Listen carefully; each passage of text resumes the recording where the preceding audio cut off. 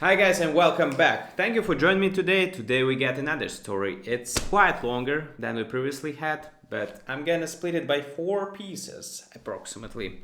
The story is The Man Higher Up. So let's begin with the first part. Across are two dishes of spaghetti in a corner or of Provenzano's restaurant. Jeff Peters was explaining to me the three kinds of craft. Every winter, Jeff comes to New York to eat spaghetti to watch the shipping in East River from the depths of his chinchilla overcoat and to lay in a supply of Chicago-made clothing at one of the Fulton Street stores. During the order, during the other seasons, he may be found further west. His range is from Spokane to Tampa. In his profession, he takes a pride which he supports and defends with a serious and unique philosophy of ethics. His profession is no new one. In he is an incorporated, uncapitalized, unlimited asylum for the reception of the restless,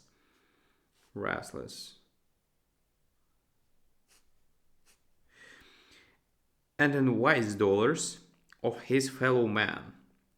In the wilderness of stone in which Jeff seeks his annual lonely holiday, he is glad to palaver. He is glad to palaver of his many adventures as a boy will whistle after sundown in the wood. Wherefore I mark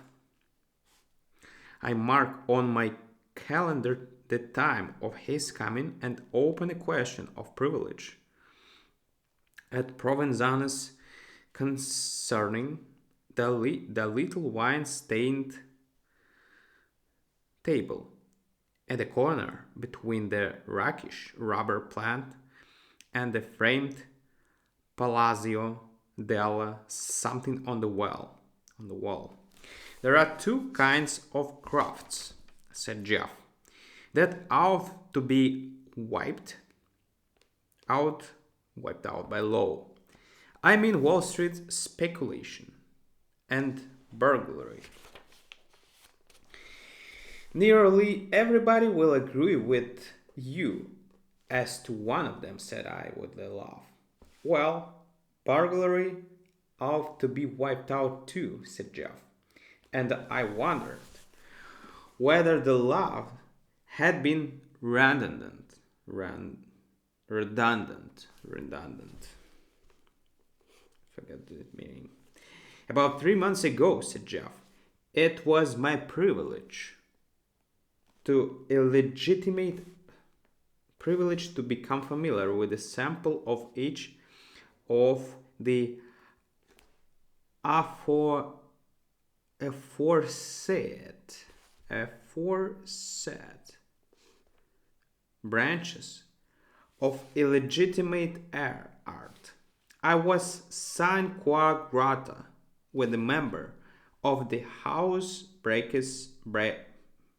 Breakers Union and one of the John D. Napoleons of finance at the same time.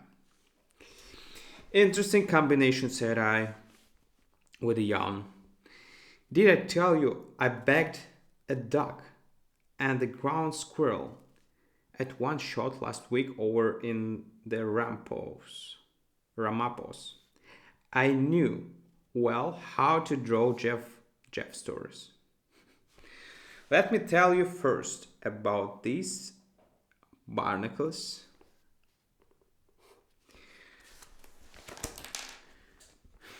that clog the wheels of society, but poisoning the springs of rectitude with their apace-like eye, said Jeff, with the pure gleam of the muckraker in his own. As I said 3 months ago, I got into bad company. There are two times in a man's life when he does this. When his dad broke and when he is rich. Now and then the most legitimate business runs out of luck. It was out in Arkansas. I made the wrong turn at a crossroad and drives into the town of Pevin. Pevin. By mistake, it seems I had already assaulted. And this disfigured Pevin the spring of the year before. I had sold 600 worth of your fruit trees there plums, cherries, peaches, and pears. The Peaviners were keeping an eye on the country road and hoping I might pass that way again. I drove down Main Street as far as the Crystal Palace drugstore before I realized I had committed ambush upon myself and my White Horse Belle. The Peaviners took me by surprise and Bill by the bridle and began a conversation that wasn't entirely dissociated with the subject of fruit trees. A committee of them ran some trace chains through the armholes on my vest and escorted me through their gardens and orchards. Their fruit trees hadn't lived up to their labels. Most of them had turned out to be persimmons. Persimmons. Persimmons. And dogwoods with a grove or two of blackjacks and poplars. Poplars. The only one that showed any signs of bearing anything was a fine young cottonwood that had put forth an hornet's nest and half of an old corset cover. The Pioneers protracted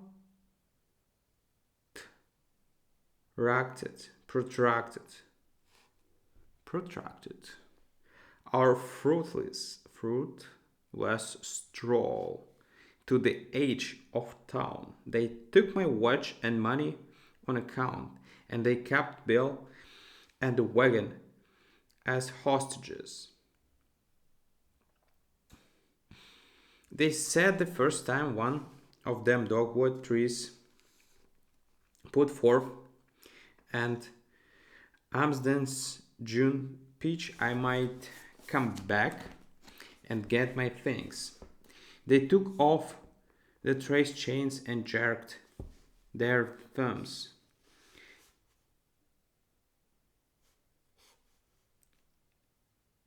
Jerked them thumbs in the direction of the Rocky Mountains, and I struck a Lewis and Clark lobe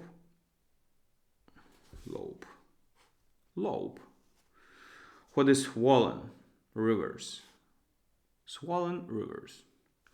and impenetrable forests,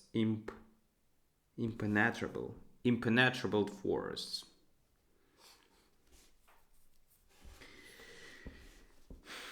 When I regained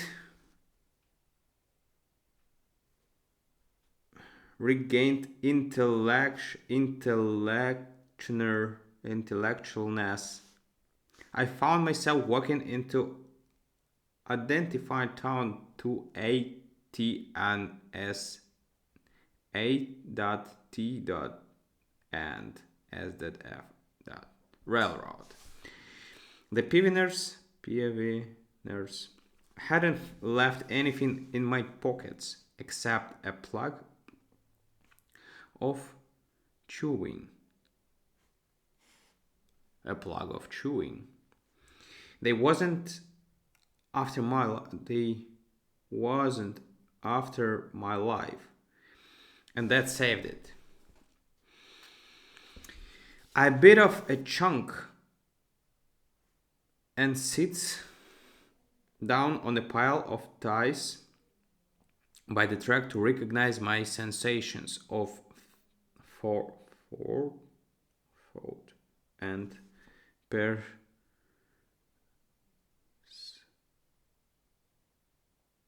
persicacity pers perspicacity, all right. And then along comes a fast freight which slows up a little and at a town, and off and out off it drops a black bundle that rolls for 20 yards in a cloud of dust and then gets up and begins to spit soft call and interjections. I see it is a young man bored across the face, dressed more for Pullmans than freights, and with a cheerful kind of smile. In spite of all that made Hobby Snow's job look like a chimney sweeps. Chimney sweeps. Fallout, says I. Nank. Nank, says he. Got off. Arrived at my destination. What town is this? Haven't looked it up on the map yet, says I. I got in about 5 minutes before you did. How does it strike you? Hard, says he, twisting one of his arms around. I believe that shoulder. No, it's all right. He stoops over to brush the dust off his clothes. When out of his pocket drops a fine 9-inch burglar steel Jimmy. Burglar steel Jimmy. He picks it up and looks at me sharp, and then grins, and holds out his hand. Brother, says he, greetings. Didn't I see you in southern Missouri last summer selling colored sand at $half a teaspoonful to put into lamps to keep the oil from exploding? Oil, says I, never explodes. Oil, says I, never explodes. It's the gas that forms that explodes. But I shake hands with him anyway. My name's Bill Bassett, says he to me. And if you will call it professional pride instead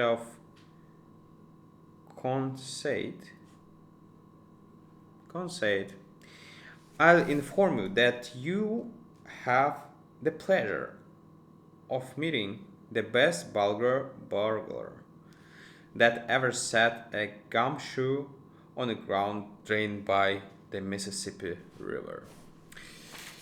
Alright, guys, thank you for your listening to me today and see you tomorrow with the second part. See you. Bye.